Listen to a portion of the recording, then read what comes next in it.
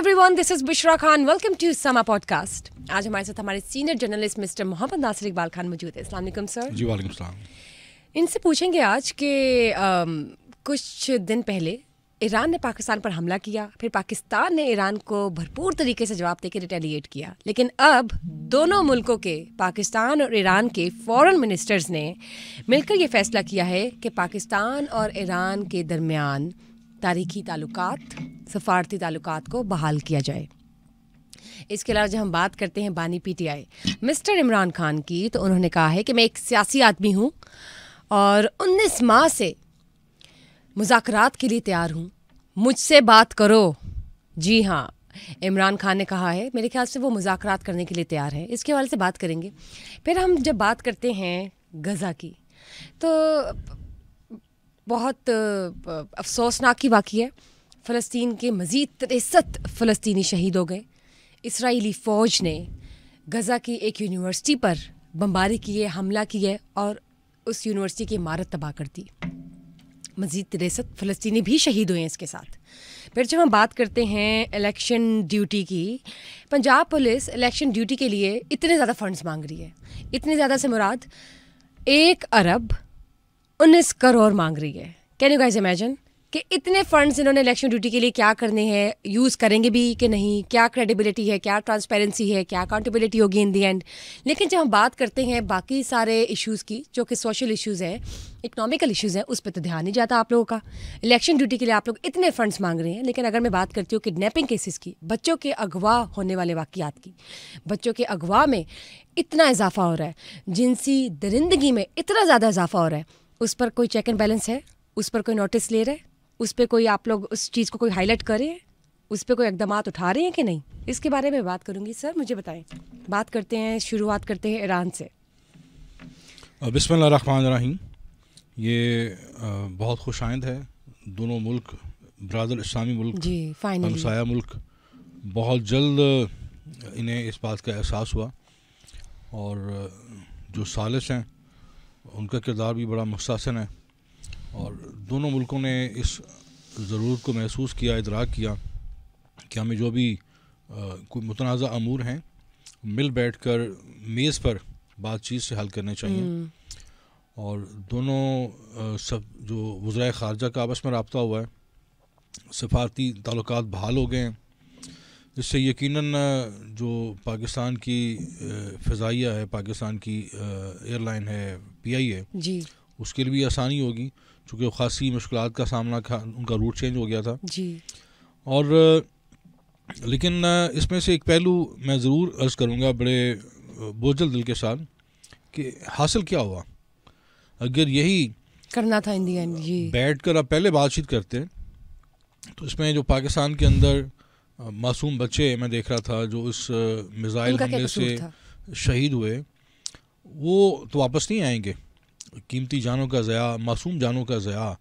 और अगर कम से कम वो आईने के सामने खड़े होकर तो कम से कम अल्लाह की बारगाह में ज़रूर अपने आप को शर्मसार भी करें और नदामत का इजहार करें, अल्लाह की बारगाह में माफ़ी तलब कर लें. अगर पाकिस्तान से माफ़ी तलब नहीं कर सकते, क्योंकि ये रोज़ महशर तो इसका हिसाब होगा. जो नाहक खून बहता है आपकी ज़िद और अना की वजह से. मतलब आप लोग टेस्टिंग कर रहे थे, मतलब एक जान भी कितनी इंपॉर्टेंट है जी. ये क्या था? तो आप पहली बात है, इस्लामी मुल्कों को ये ज़ेब देता नहीं कि आपस में उलझें. मैं थोड़ा सा आज पढ़ा था, एक तंजिया मैसेज है, उसमें एक सबक है कि एक हॉकी मैच हो रहा है और भारतीय टीम का एक सिख खिलाड़ी जो है उसने अपनी टीम को 3 गोल कर दिया. तो साथी खिलाड़ी ने कहा कि रजिंदर सिंह उधर गोल करने हैं, कहता वो करने नहीं देते. तो अब असल जो हमारे मिज़ाइल हैं उनका रुख होना चाहिए था इसराइल की तरफ, लेकिन बदकिस्मती है कि हम आपस में उलझ जाते हैं और अपनी ये ताकत का, रौनक का मुजाहरा एक दूसरे के साथ करते हैं. और हमारा दुश्मन जश्न मनाता है जब हमारे प्यारों की शहादतें होती हैं. कहीं भी जो मुसलमान शहीद होते हैं, नाहक मारे जाते हैं, और हमारे यहाँ सफ़े मातम बिछती है, हमारे दिल बुझ जाते हैं, हम अफसुर्दा होते हैं, रंजीदा होते हैं जी. तो दुश्मन जश्न मनाता है. ख़ास तौर पे इसराइल के अंदर जो यहूदी हैं उनकी तरबियत ही ये की जाती है कि ان کی گٹھی میں شامل کیا جاتا ہے اسلام سے اور مسلمانوں سے نفرت. یہ جو انتہا پسندی ہے ان کے اندر، یہ ان کو ایک طرح سے بدیت کی جاتی ہے، تعلیم دی جاتی ہے، ان کی گٹھی میں، ان کے ڈی این اے میں شامل ہوتا ہے کہ جب وہ بڑے ہوں تو جہاں بھی کہیں ہوں وہ اسلام سے اور مسلمانوں سے انتہائی نفرت کرتے ہیں. اور میں امید کرتا ہوں کہ پاکستان اور ایران اور جتنے بھی اسلامی ملک ہیں وہ مل بیٹھیں، آپس میں اتحاد کریں، اتفاق کریں. اور میں ایک اور بات عرض کروں، یہ بڑا ایسا میں جملہ عرض کر رہا ہوں جو آپ نے زندگی میں بار بار سنا ہوگا. کہا جاتا ہے کہ جب کوئی آپ کو ایک تھپڑ رسید کرے تو یہ اس کی غلطی ہے، لیکن اگر وہ دوسرا تھپڑ بھی رسید کر دے تو پھر یہ آپ کی غلطی ہے کہ آپ نے روکا کیوں نہیں. میں سمجھتا ہوں جب اسرائیل نے پہلی جاریت کی، جاری تو خیر وہ میں سمجھتا ہوں 7 دہائیوں سے کر رہا ہے، تو پہلی، دوسری، تیسری جاریت پر مسلمانوں کا رد عمل آنا چاہیے تھا.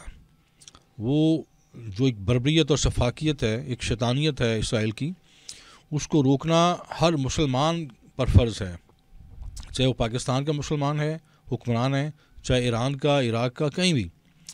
تو جب ہم اس جاریت کو نہیں روکیں گے تو ہماری غلطی ہے. پھر اسرائیل نے جو بربریت کرنی تھی اس نے کر دی، لیکن اگر ہم اس جاریت کو کاؤنٹر نہیں کرتے ایز اے مسلمان، چونکہ اللہ تعالیٰ نے فرمایا ہے اور جو اللہ کے نبی رسول اللہ صلی اللہ علیہ وسلم کی حدیث شریف ہے کہ مسلمان ایک جسم کی مانند ہیں. جب کسی ایک جسم کے حصے کو درد پہنچتا ہے، تکلیف ہوتی ہے، تو پورا جسم اس کو محسوس کرتا ہے. تو یہ خوش آئند ہے کہ دونوں اسلامی ملک، برادر اسلامی ملک، ہمسایہ ملک پھر مل بیٹھے ہیں اور سفارتی تعلقات بحال ہو گئے ہیں. اور امید کرنی چاہیے کہ یہ جو غلطی ہوئی ہے ایران سے، یہ نہیں دہرائی جائے گی مستقبل میں، اور دونوں ملک اس سے سیکھیں گے اور اپنی اصلاح کریں گے. اور جہاں تک بات یہ ہے کہ اسلام نے ہر چیز کے جو پیرامیٹرز اور رہنمائی وضع کر دی ہے قرآن مجید کے اندر کہ پڑوسیوں کے کیا حقوق ہیں اور مسلمانوں کا مسلمانوں پر کیا حق ہے. تو ہمیں ہمیشہ رہنمائی لینی چاہیے قرآن مجید سے. اور اللہ تعالیٰ کے نبی نے ہمیشہ ہمیں یہ درس دیا ہے کہ اللہ کی رسی کو مضبوطی سے تھام لو. تو دنیا میں جہاں بھی مسلمان ہیں، یہ حدیث ان سب کے لیے ہے کہ اللہ کی رسی کو مضبوطی سے تھام لو. جب ہم اللہ کی رسی کا مطلب ہے اللہ کا جو پیغام ہے، اللہ کی وحدانیت ہے، اللہ. اور دیکھیں دکھ کی بات یہ ہے کہ جو مختلف نبیوں کے پیروکار ہیں، حضرت موسیٰ علیہ السلام کے پیروکار ہیں، حضرت عیسیٰ علیہ السلام کے پیروکار ہیں، وہ متحد ہیں اسلام کے خلاف. اور جو ایک اللہ اور ایک نبی کو ماننے والے ہیں وہ اس طرح متحد نہیں ہیں جس طرح ہونا چاہیے. اور 100 سے زائد دن ہو گئے ہیں.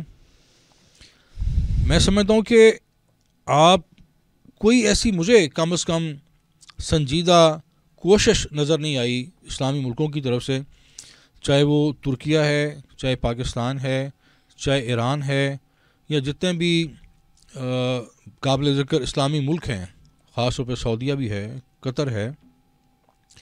سفارتی محاذ پر جس طرح بھاگ دوڑ ہونی چاہیے تھی، جس طرح ایک دباؤ کا ماحول نظر آنا چاہیے تھا، جس طرح ایک کرب نظر آنا چاہیے تھا اسلامی ملکوں کو، مسلمان حکمرانوں کو، وہ کرب نظر نہیں آیا. وہ ان کو جو ہمارے ہاں اب تو کچھ بات چھپی رہتی نہیں ہے، آپ پوری دنیا میں جو بھی واقعہ ہوتا ہے فوراً سے پہلے آپ کے موبائل کی اسکرین پہ آ جاتا ہے کہ کہاں کیا حادثہ ہوا ہے، کہاں کیا سانحہ ہوا ہے، کہاں کوئی حادثہ یا قتل عام ہو رہا ہے. تو روزانہ کی بنیاد پر جس بہیمانہ انداز سے شیرخوار بچوں کو، فلسطینیوں کو شہید کیا جا رہا ہے، اور جو آپ نے ابھی فرمایا کہ الشفا ہسپتال کو اور وہاں ایک الشرا یونیورسٹی کو ٹارگٹ کیا گیا ہے. اور یہ یونیورسٹی کافی دنوں سے انہوں نے بنایا ہوا تھا ایک عقوبت خانہ. اسرائیلی فوجیوں نے اس یونیورسٹی کو، اس پر قبضہ کر کے اس کو ایک عقوبت خانہ بنایا ہوا تھا. وہاں یہ جو فلسطینی ان کی حراست میں آتے تھے، ان کو گرفتار یہ کرتے تھے، تو وہاں پہ رکھ کر ان کو بہت زیادہ اذیت دیتے تھے. اور بالآخر انہوں نے وہ ایک خاص منصوبہ کے تحت اس کو اڑا دیا ہے بم سے. اور مقصد یہ ہے، ان کا یہ ٹارگٹ ہے کہ نہ ان کے پاس صحت ہو، نہ تعلیم ہو. آج میں یونیسیف کی رپورٹ پڑھا تھا کہ اس دوران جب سے یہ جنگ شروع ہوئی ہے، حالیہ جنگ جو جاری ہے کم و بیش 3 ماہ سے، تو 20,000 بچے پیدا ہوئے ہیں اس غزہ کے اندر، فلسطین کے اندر. اور جو سب سے بڑا المیہ ہے کہ وہاں پہ غذائی قلت پیدا ہوئی ہے. جو نوزائیدہ بچے ہیں انہیں نہ پراپر ظاہر ہے ماؤں کا دودھ میسر ہے، نہ جو دوسری غذائیت سے بھرپور جو چیزیں ہوتی ہیں بچوں کے لیے ناگزیر وہ میسر ہیں. تو یہ ایک خاموش قتل عام بھی ساتھ ساتھ جاری ہے. ایک طرف اسرائیل بارود سے شہید کر رہا ہے فلسطینیوں کو، دوسری طرف جو بھوک ہے، بھوک ایک اپنا پھن پھیلائے، اپنا ایک جال بچھائے نگل رہی ہے فلسطینیوں کو. تو میں بڑے کرب سے کہوں گا کہ مجھے لگتا ہے کہ ساری دنیا ہم سب مردہ ہیں، اور اگر کوئی زندہ ہے تو وہ فلسطینی ہیں جو جام شہادت نوش کر رہے ہیں.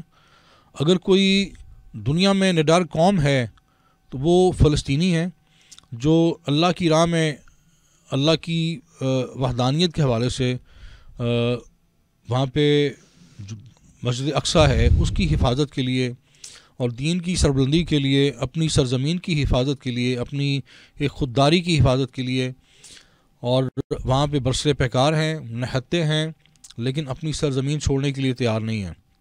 دوسرا، میں نے کل بھی عرض کیا تھا، اگر کوئی ویسے تو وہ جو میں نے دیکھا ہے، آپ نے بھی دیکھا ہوگا کہ وہاں جو بچے جن کو اللہ نے زبان دی ہے، جو بول سکتے ہیں، چھوٹے چھوٹے بچے، معصوم بچے، وہ ان کا عزم کو ہمالیہ سے زیادہ بلند ہے، ان کے ارادے چٹانوں سے زیادہ مضبوط ہیں. وہ کہتے ہیں ہم اپنی سرزمین کیوں چھوڑیں. انہوں نے یہاں تک کہہ دیا کہ آپ ہماری مدد نہ کریں، ہمیں زندگی سے کوئی محبت نہیں ہے، ہم جام شہادت نوش کر رہے ہیں. اور انہیں زیادہ ادراک ہے کہ اصل زندگی کیا ہے، ابدی زندگی کیا ہے، کامیابی کیا ہے، آزادی کیا ہے. یہ جو زندگی ہے یہ تو قید خانہ ہے. اور شاید ہمارے دین نے بار بار اسی لیے کہا ہے کہ دنیا سے محبت نہ کرو. اور یہ دنیا جس طرح کی بدصورت دنیا سامنے آ رہی ہے کہ انسانیت تو یہ ہے کہ ایک انسان کا جو درد ہے دوسرا انسان محسوس کرے. جس طرح حضرت علی رضی اللہ تعالیٰ عنہ نے کہا کہ جانور جو ہے اس پہ انسان میں یہ فرق ہے کہ انسان دوسرے انسان کا درد کو محسوس کرتا ہے، اس پہ ریئیکٹ کرتا ہے اور درد بانٹتا ہے. تو اگر یہ دنیا، یہ انسانیت کا جو تصور ہے کہ ایک غزہ کے اندر روزانہ وہاں پہ قیامت برپا ہوتی ہے اور ہم سب اسی طرح جی رہے ہیں، میں بھی شامل ہوں، آپ بھی شامل ہیں، ہم سب شامل ہیں، ہم خوشیاں منا رہے ہیں، ہم طعام کر رہے ہیں، ہم پرسکون نیند سو جاتے ہیں، پھر اٹھتے ہیں، پھر ہم لاشیں گنتے ہیں اور ان پر ہم اللہ کی بارگاہ میں دعائیں کرتے ہیں. تو یہ جو فکر بازی ہے، لفاظی ہے، یہ کبھی کبھی مجھے لگتا ہے جیسے میں بہت بڑا مجرم ہوں، چونکہ میں یہاں آپ کے سامنے بیٹھ کر ایک لفاظی استعمال کرتا ہوں، لیکن میرے ہاتھ میں بھی اللہ نے قلم دیا تو میرے ہاتھ میں بھی جو ایک تلوار ہونی چاہیے، ایک بندوق ہونی چاہیے. میں اپنے ان غزہ کے مسلمانوں کی حفاظت کے لیے مجھے بھی میدان میں اترنا چاہیے.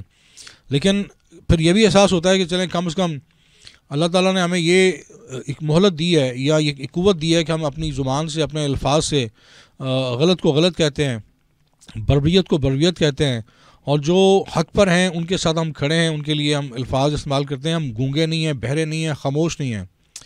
اور جو معاشرے خاموش ہو جاتے ہیں تو وہ قبرستان بن جاتے ہیں. جس طرح ہم شہر خاموشاں ہمارے ہاں قبرستان کو نام دیا جاتا ہے، تو جو معاشرے چپ ہو جاتے ہیں، جو آواز نہیں بلند کرتے، تو وہ قبرستانوں سے بدتر ہیں. تو ایٹ لیسٹ ہمیں ایز اے مسلمان آج ہر بندہ سوشل میڈیا پر ایک اپنا انفلوئنس رکھتا ہے، اسے وائس ریز کرنی چاہیے جہاں جہاں اس کی بساط ہے. خاص طور پر اوورسیز پاکستانی، اوورسیز مسلمان جو یورپی مسلمانوں میں مقیم ہیں، وہ ایک جوائنٹ ایفرٹ کریں، پروٹیسٹ کریں اور فلسطینی شہداء کی، فلسطینی نوزائیدہ بچوں کی زخمیوں کی جو بڑے بڑے ہولناک ان کی تصاویر ہیں ان قوموں کو جھنجھوڑیں اور اپنا ایک کردار ادا کریں. اچھا سر، آفٹر آل فائنلی جو بانی P T I mister Imran Khan ہے، انہوں نے کہا کہ میں سیاسی آدمی ہوں اور 19 ماہ سے مذاکرات کے لیے تیار ہوں، میری آواز سنیں یا مجھ سے بات کرو. تو اس بارے میں آپ کیا کہیں گے کہ وہ مذاکرات کے لیے تیار ہیں؟ ایک بہلول دانا کا مجھے واقعہ یاد آ رہا ہے کہ وہ بہلول دانا کسی بازار میں کھڑے تھے تو کسی نے پوچھا کہ یہاں پہ کیا کریں آپ، تو انہوں نے کہا کہ میں بندوں کی اور اللہ کی صلح کروا رہا ہوں. اللہ تعالیٰ تو مانتا ہے، بندے نہیں مانتے. تو کچھ عرصے بعد پھر بہلول رانا قبرستان کے پاس بیٹھے ہوئے تھے اور وہی شخص وہاں سے گزرا. انہوں نے پوچھا کہ بہلول آپ آج یہاں پہ کیا کر رہے ہیں؟ تو انہوں نے پھر وہی جواب دیا کہ میں بندوں کی اور اللہ تعالیٰ کی صلح کروا رہا ہوں. اب بندے تو مانتے ہیں لیکن اب رب نہیں مانتا. تو بات یہ کہ یہ عمران خان نے آج 19 ماہ بعد کھل کر یہ بات کی ہے، اور مجھے یاد ہے کہ مذاکرات کی بات پہلے بھی چلی تھی. اور پہلی بات تو یہ ہے کہ آپ کو اتنی انتہا تک نہیں جانا چاہیے. یہ سیاست جس طرح آپ کرکٹ کھیلتے ہیں، آپ آؤٹ ہو جاتے ہیں، اور بھلے امپائر نے آپ کو غلط آؤٹ دیا ہو لیکن آپ کو ایٹ لیسٹ کریز چھوڑنی پڑتی ہے. جی، آپ کو پتہ ہوتا ہے کہ میں پھر دوسری اننگز میں آ جاؤں گا، مجھے باری پھر ملے گی، میں پھر اچھا کھیلوں گا. تو آپ کو تھوڑی دیر کے لیے مان بھی لیا جائے جو ان کا بیانیہ تھا کہ ایک آپ کے حوالے سے آپ کو نکالا گیا، تو آپ کھلاڑی ہیں، آپ دوبارہ آ سکتے تھے، دوبارہ مقابلہ کرتے. آپ نے یہ مانا کہ کمزور حکومت تھی تو چلیں اس کمزور حکومت سے آپ کی جان چھوٹ گئی. جی، آپ جس ناکامی کے 7ویں آسمان پر بیٹھے ہوئے تھے وہاں سے آپ کو اتارا اور آپ ایک مظلوم بن گئے. تو آپ اس صورتحال کا سیاسی طور پر مقابلہ کرتے. کل بھی میں نے بات کی، ہم سب نے لکھا، بہت سارے لوگوں نے ان کو مشورہ دیا کہ آپ پارلیمنٹ کا حصہ رہیں، پارلیمنٹ کا بائیکاٹ نہ کریں، اس میں بیٹھیں، ایک فعال اپوزیشن لیڈر کا کردار ادا کریں، آپ صوبائی اسمبلیاں نہ توڑیں. اور یہ نہیں مانیں. بار بار ان کو مذاکرات کی پیشکشیں کی گئیں، یہ کسی کو خاطر میں نہیں لائے. تو اب وہ کہہ رہے ہیں بار بار کہ میں مذاکرات کے لیے تیار ہوں. تو یہ حالات کا ہیر پھیر ہوتا ہے، اور مذاکرات ہمیشہ ہوتے ہیں ہر کسی کی پوزیشن کو ماپ کر تول کر. تو اب جس پوزیشن میں عمران خان ہیں تو ممکن ہے کہ جو دوسرا فریق ہے وہ ان کو اس قابل نہیں سمجھتا کہ وہ ان سے مذاکرات کرے، ورنہ مذاکرات کی یہ جو محنت سماجت ہے وہ نہیں کرنی پڑتی. تو بات یہ ہے کہ جو ریکارڈ پر بات ہے کہ عمران خان، میں یہاں کچھ کوٹ نہیں کرنا چاہتا لیکن میں بڑے باوثوق آپ کو انداز سے یہ یقین سے کہہ رہا ہوں کہ بڑے معتبر لوگوں نے، شخصیات نے، جن سے میں نے یہ براہ راست باتیں سنی، اس کا نچوڑ یہ ہے کہ یہ اپنی اہلیہ کے بہت زیادہ زیر اثر تھے. بہت سارے اہم ریاستی اور حکومتی معاملات میں یہ ان کی رائے کو فوقیت دیتے تھے بنسبت کہ وہ آپ اپنے اتحادیوں سے مشاورت کریں، آپ اپنے وزراء سے مشاورت کریں، جو سیاست کے اندر جن کی کوئی تجربہ ہے، جن کے پاس جن کی کوئی پوزیشن ہے، آپ ان سے مشورہ کرتے. لیکن یہ اپنی اہلیہ سے مشاورت کرتے تھے اور ان کی رائے کو یہ حتمی رائے سمجھ کر فیصلے کرتے تھے.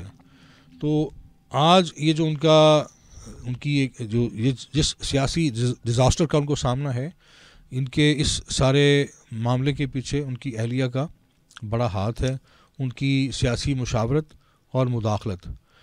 تو دوسری طرف یہ ہے کہ اب پھر یہ ساتھ مذاکرات کی بات کریں، ساتھ پھول جھڑیاں بھی چھوڑ دیتے ہیں. اور میں ایک اپنا تھوڑا سا آپ کو کالم کا ذکر ضرور کروں گا کہ میں جب یہ ان کی نئی حکومت بنی تھی تب لکھا تھا، اس کا عنوان تھا بزدار نہیں بردار. اب یہ غلطی تو مانتے ہیں کہ میں نے کمزور حکومت لی، یہ غلطی بھی مانتے ہیں کہ میں نے توسیع دی، جنرل قمر جاوید باجوہ کو ایکسٹینشن دی، وہ بھی میری غلطی تھی. یہ غلطی بھی مانے کہ میں نے بزدار کو وزیر اعلیٰ مجھے نہیں بنانا چاہیے تھا. اور بھی بہت ساری ان کی سیاسی غلطیاں ہیں، وہ بھی تسلیم کریں. تو میرا خیال ہے یہ ان کا بھلا ہوگا. یہ ٹیم نہیں بنا سکے، انہوں نے چن کر جو بزدار تھے ان کو اپنے دائیں بائیں اکٹھا کیا، جو 2-4 بردبار تھے ان کو دیوار میں چن دیا. تو جب آپ کے پاس اچھے سیاسی مشیر نہیں ہوتے تو پھر آپ غلط فیصلے کرتے ہیں اور آپ اپنا جو سر ہے وہ دیوار سے مارتے ہیں، خود کو زخمی کرتے ہیں. تو اب میں یہ کہا تھا کہ میں نے کالم لکھا بہت پہلے جب یہ حکومت میں آئے کہ آپ کو اگر لگتا ہے کہ آپ مسجد نبی میں یا مدینہ شہر میں ننگے پاؤں پھرنے سے وزیر اعظم بنے ہیں تو یہ آپ کی غلط فہمی ہے. وہاں 1400 سال سے 1500 سال سے بڑے لوگ ہیں جو ننگے پاؤں عقیدت میں جاتے ہیں ننگے پاؤں، لیکن وہ وزیر اعظم نہیں بنے. دوسرا، اگر آپ کو لگتا ہے کہ آپ نے ایک دربار کی چوکھٹ چوم لی ہے اپنی بیوی کے کہنے پہ تو آپ وزیر اعظم بن گئے، تو یہ بھی آپ کی خام خیالی ہے، کیونکہ اس مزار پر روزانہ لوگ وہ چوکھٹ چومتے ہیں، دہلیز چومتے ہیں عقیدت کے اظہار کے لیے. اور میں نے یہ بھی لکھا کہ اگر آپ کو لگتا ہے کہ یہ خاتون سے نکاح کرنے کی وجہ سے آپ پرائم منسٹر بنے ہیں تو یہ بھی آپ غلط، اس بات پر بھی غلط ہیں، کیونکہ اگر اس خاتون کے اندر کوئی کرامت، کوئی روحانیت ہوتی تو ان کا جو پہلا شوہر ہے پھر وہ وزیر اعظم ہوتا. تو دوسری بات، جس کسی نے آپ کو یہ کہا ہے کہ میں نے استخارہ کیا ہے اور چاندی کے برتن میں میں نے بزدار کا چہرہ دیکھا ہے اور آپ اس کو وزیر اعلیٰ بنا دیں تو وہ آپ کا دوست نہیں بدترین دشمن ہے. اور میں نے یہ لکھا کہ آپ اپنی اب بیوی، چونکہ آپ کی شادی ہو گئی ہے، ان کی بے پناہ عزت کریں، بہت ان کو محبت دیں، لیکن ان کو امور ریاست سے بہت دور رکھیں.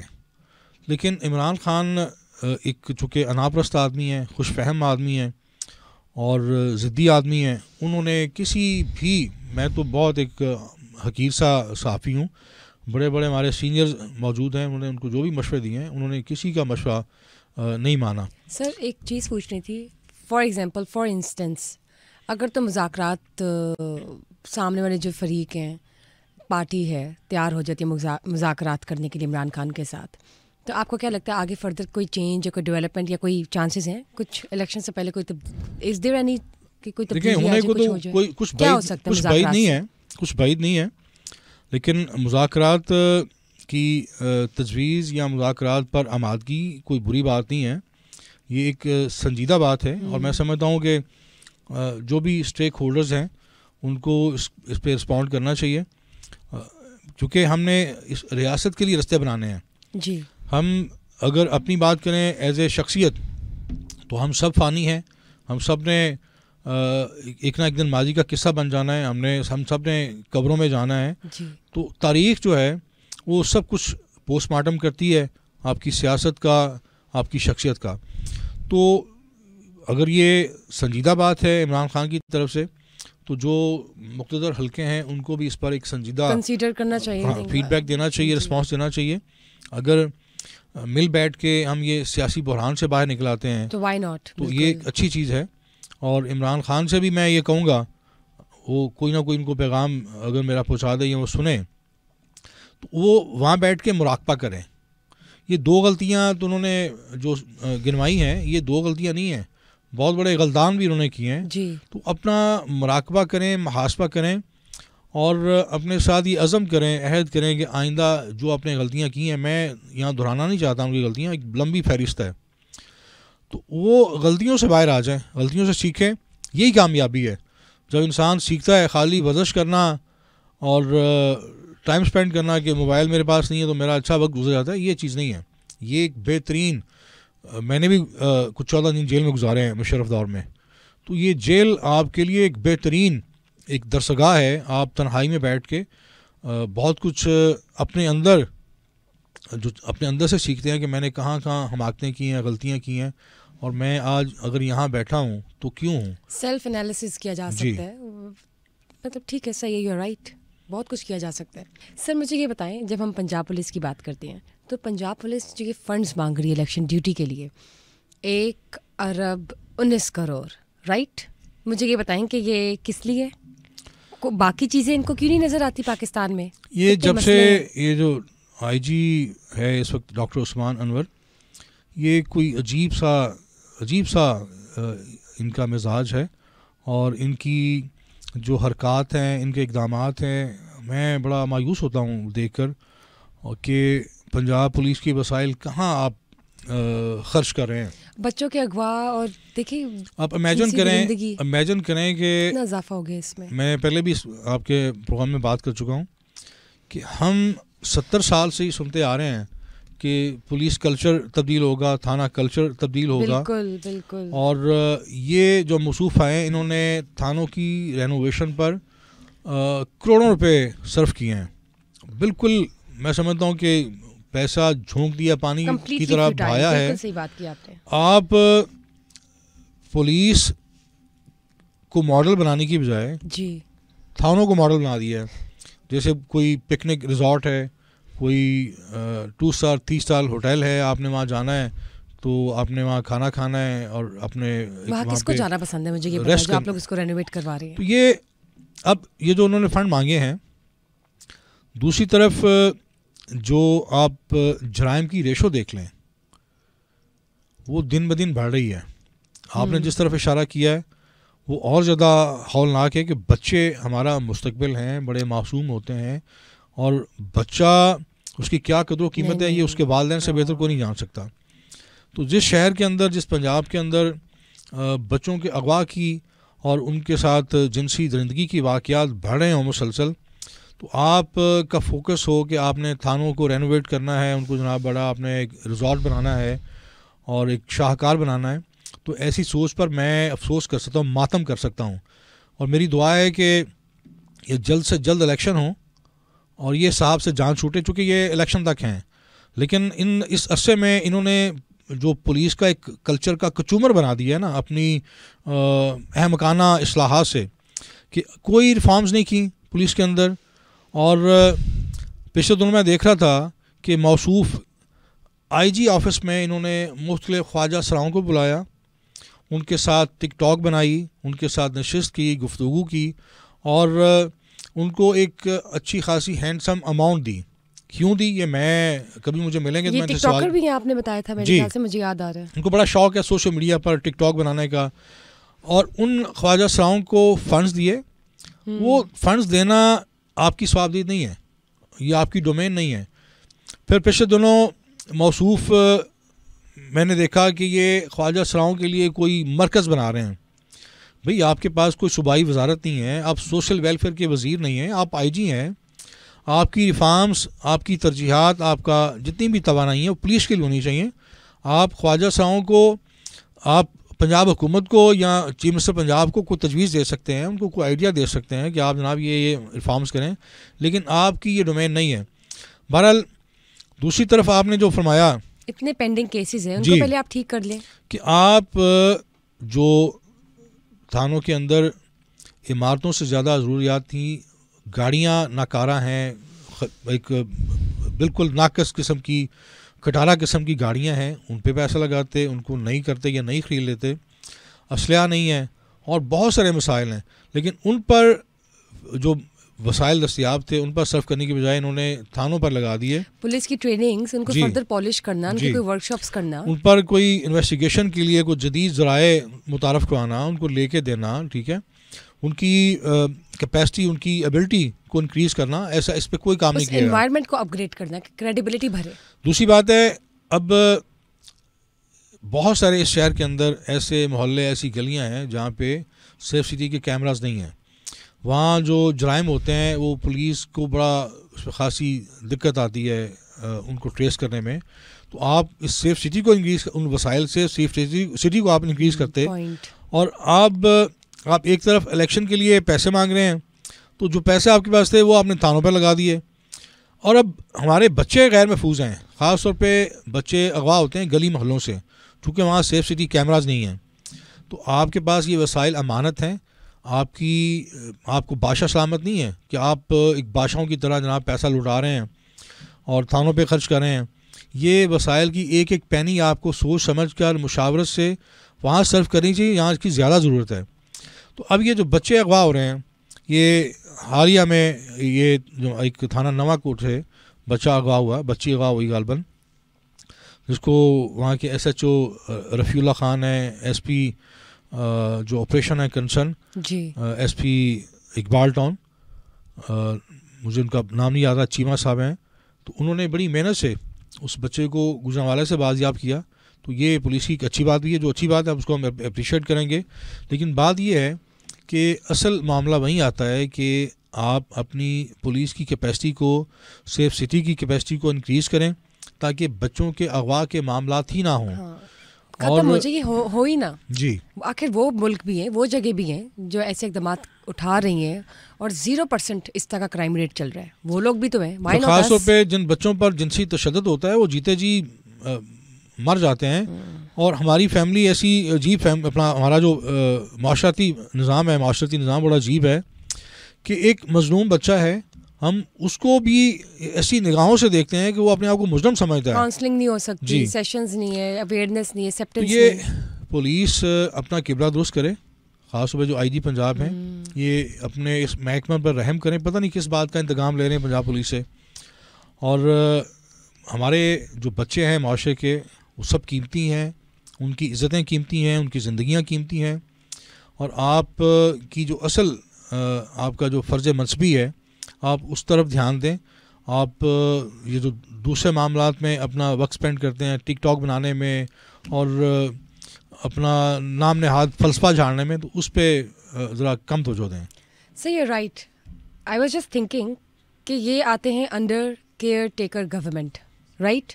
تو بس پھر ہم یا تو ہم واقعی ان سے ڈیولپمنٹ کے حوالے سے ان کی طرف سے ویٹ کر لیتے ہیں, یا تو پھر ہم ویٹ کر لیتے ہیں کہ الیکشنز ہوں اور نئی حکومت آ کے کچھ نئے اقدامات کر لے, کیونکہ ان سے تو واقعی نہیں ہونا جو کہ ہمیں لگ رہا ہے. So let's just wait for the right time. Either if he could, just before leaving his designated place, could bring some development, that would be great. Otherwise پھر کیا ہوگا سر, ہم نئے حکومت سے وہی مطالبات کر رہے ہوں گے جو یہ لوگ نہیں کر سکے. Anyways, in the end ہماری تو یہی دعا ہے کہ بہتری ہو پاکستان کی, اور ہم بیٹھ کے ہمیشہ سے یہی بات کرتے ہیں کہ پاکستان کی بہتری کے لیے اقدامات اٹھائے جائیں. ان چیزوں پہ سب سے پہلے آپ لوگ فوکس کریں, ہائی لائٹ کریں, جو کہ زیادہ امپورٹنٹ ہے.